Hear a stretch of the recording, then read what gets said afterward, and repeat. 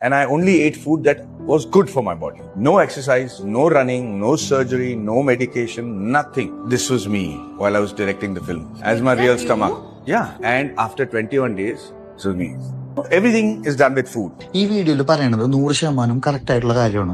ഡീറ്റാബാറ്റയിൽ വയറ് ഓർക്കാനും fat ഓർക്കാനും wait ഓർക്കാനും ഈ മെത്തേഡാണ് യൂസ് ചെയ്യണത്. ക്ലയൻസിന്റെ വ്യക്തമായിട്ടുള്ള ഫുഡ് ട്രാക്ക് ചെയ്തിട്ട് ഇവിടുത്തെ ഡയറ്റീഷ്യൻ അവർക്ക് വേണ്ട മാക്രോ ന്യൂട്രിയൻസും മൈക്രോ ന്യൂട്രിയൻസും പ്രോപ്പറായിട്ട് ഇവർ കഴിക്കണ്ടോന്ന് നോക്കും. ഇത് കഴിക്കാൻ വേണ്ടി ഒരു സ്റ്റാഫ് പിന്നാലെ നടന്ന് ഗൈഡ് ചെയ്യും. പക്ഷെ എക്സസൈസ് ചെയ്യാതിരിക്കുന്നത് ഡേഞ്ചർ ആണ്.